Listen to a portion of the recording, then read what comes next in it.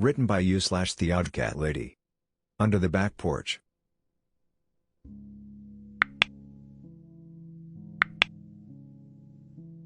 As a kid I lived with neglectful parents at best. At worst Dad would turn his screams and fists on me, but I learned quickly how to dodge the worst of it. Mom wasn't much help, she'd just smoke in the kitchen and bitch at him for staying out so late. At the time we lived basically in the middle of nowhere. Our nearest neighbors were a long walk away for a 6-year-old and we had trees between us. No one to run to for help. But I was pretty small for a kid my age. I learned I could fit pretty much anywhere. The closet. Dryer. I think even once I tucked myself under my futon in such a way I could still get some air but no one could see me. I was a master at hiding. But it wasn't for a good reason. One night I chose to do something different. I could hear it in Dad's yells. He was pissed and was about to get violent. Mom wasn't helping either, just piling fuel onto an inferno of a flame. So I knew I had to find a good hiding spot. I'd gotten the idea a few days before, when I realized the lattice covering the bottom half of the back porch had a hole in it. Not big enough to fit a full-grown man, most likely, but it could fit a skinny 6-year-old no problem. So wrapping myself up in my blanket and grabbing my hippo stuffy, I snuck out my window and ran into the backyard. In the middle of autumn. When it was 40 degrees out and the temperature was steadily dropping. I crawled under the porch, scraping my elbows and getting splinters in my palms, but I fit inside. It was actually quite spacious compared to most my hiding spots. I couldn't sit up all the way, but I had plenty of room to spread out my limbs. Of course I was also getting covered in dirt. It had rained a few days ago, so the mud was still a little wet. I wrapped myself in my blankie the best I could and settled in for the night. But soon, even with my blankie and my hippo, my teeth were chattering so hard I could barely breathe. I didn't want to go back inside though, knowing if my dad caught me I'd be in for the whipping of my life. So I had to tough it out. "Honey, are you cold?" That voice was not the voice of my mother, scratchy from all the smoking and screeching she did. It was sweet, like honey. I turned over to see the dim outline of a woman, lying on her stomach next to me. She had a pretty butterfly necklace and was just as dirty as I was. I nodded, not wondering how she'd been down there without me noticing. The woman belly crawled forward and wrapped her arms around me, and suddenly I became warm. Like I was sitting next to a campfire. I snuggled into her arms, not minding the mud, after all we were both dirty. "You've gotten so big," the woman said, examining my face. "How old are you now, Alex?" 6. How did I know this woman again? I didn't think I did. 6. The woman gasped. "You're all grown up then. I'm so happy." She sighed pleasantly and stroked my hair. I'd never felt so cozy in my life. "What's your name?" I asked. She smiled, I could hear it in her voice. "I'm Lily. What's your favorite thing to do?" I had to think for a second. "I like board games. And coloring." Lily chuckled. "Just like me then. Could never get enough of Scrabble. But I guess you're still too young to play that, huh?" I nodded. "Lots of words. I want to play it though. I like the tiles. Would you play with me?" I heard Lily sharply inhale. I don't think I can. Your daddy put me under here, and I can't leave. But..." She thought for a second. "Alex, could you do me a favor?" Of course. This lady was oh so nice. Why wouldn't I do her a favor? "When you wake up in the morning, go to the police station. Ask for an officer by the name of Lowell Joyce. Tell him where to find Lily, okay? Under your back porch. He'll come and he'll get me, okay? And then maybe we can play Scrabble." Yippee. I was too excited about the possibility of playing Scrabble to notice how Lily's voice caught at the end. I nodded vigorously. "I'll do it. We can be on the same team, right?"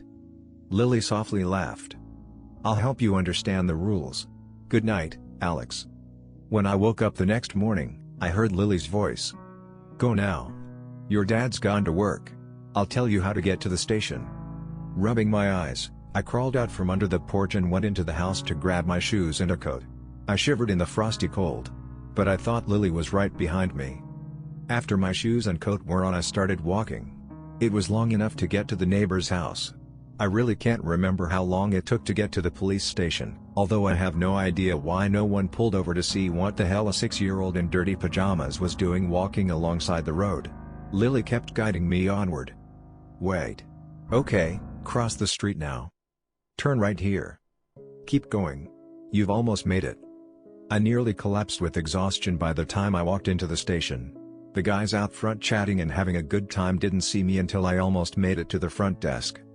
"Whoa. Kid. You okay?" One of the officers knelt down to my level, eyes wide. I nodded. "I'm okay. Can I speak to Lowell Joyce?" I asked. One of the other officers picked me up. "Sure kid, sure, let's just get you someplace warm. Holy shit, your lips are blue." I remembered quietly scolding the man about watching his language. Shit was a bad word. I was given some warm cocoa and wrapped up in a blanket by the time an old man with a graying mustache sat by me. "Hey kid. I'm Sheriff Joyce. What's your name?" he asked. "Alex." I set down my cup and looked him straight in the eye. "I was told to tell you that Lily is under the back porch. You need to go let her out so we can play Scrabble." I had never seen a grown man turn pale before. Lots of things blurred together at this point. I remember being taken back to my house and there were a lot of police cars and people around. The back porch was surrounded by yellow tape, and someone was taking a black bag away while my dad was in handcuffs. After that, I lived with my grandparents, Sheriff Joyce and his wife. I tried to ask about what happened and who was Lily, but I always got shut down. I was too young to know. But life got better. A lot better. Grandpa was the best man I could have hoped for in my life. We went out on weekends to the movies where he let me have the giant soda even though I'd have to pee in the middle of the movie. When I asked if I could drink when I was 13, he let me try a beer. I spat it out and didn't touch it again. He never judged me for my love of art, letting me paint my own bedroom multiple times over the years. I felt safe around him. He never laid a hand on me. My grandmother was amazing too. Over the week she'd homeschool me along with teaching me things that you wouldn't learn in a school, such as how to respect others but not take their crap. And cooking. Lots of cooking. I could make my own birthday cake by the time I was 12. But I usually just made them for my friends. I got a lot of those, after I was free from my dad. When I turned 16, Grandpa took me back to my dad's house. The whole thing had been bulldozed over. But I could still see the yellow tape wound around a few trees, faded and torn. We sat together on the back of his truck. He opened a beer and drank half of it before setting it down and grabbing me an orange soda. After I drank it, he told me, "Lily was your mother." Good thing he didn't tell me as I was swallowing. I likely would have had it coming out of my nose. "My mom?" I questioned, confused. "Your actual mom. The woman who lived with your dad was not your mother." My granddad grabbed another beer. "Lily was my daughter. I loved her so much. But when you were around 6 months old, she vanished." My stomach dropped. "My dad just imprisoned her under the porch?" I asked, starting to feel sick. Grandpa took a deep breath before setting his unopened beer down. "That's something I've never been able to understand. Lily told you to find me? And that she loved Scrabble?" "Yeah. She kept me warm that night. I probably would have frozen to death if she hadn't been there. I was a stupid kid, even I knew that."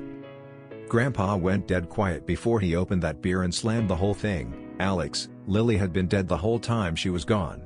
When we dug her up she was bones. Experts confirmed it, and your dad confessed to what happened. They'd gotten into a fight and he threw her down the stairs. She broke her neck." He clenched his fists. "I knew he had something to do with her disappearance, but I never had proof until you walk into my station, covered in dirt and telling me she was under the porch." I was floored. I couldn't breathe. All I could do was shake my head. "But I saw her. She was alive. She had this butterfly necklace." I trailed off when Grandpa pulled an evidence baggie from his pocket. There was that butterfly necklace all right. Rusty, and parts of the paint had chipped off, but I remembered it as clearly as I remembered Lily's voice. Grandpa took a shaky breath as he pressed the bag into my hands. "Lily loved you so much. That's why she stuck around that bastard. You were her whole world. She was constantly taking pictures and sending them to us in the mail. Sometimes a mother's love can accomplish things that no human can do." My eyes overflowed with tears as I clutched the necklace to my chest. Choking on sobs, I leaned against Grandpa. He held me tight and I swear I felt a few of his tears land on the top of my head. And for just a brief moment, I swear I felt that warm love I felt that night under the porch.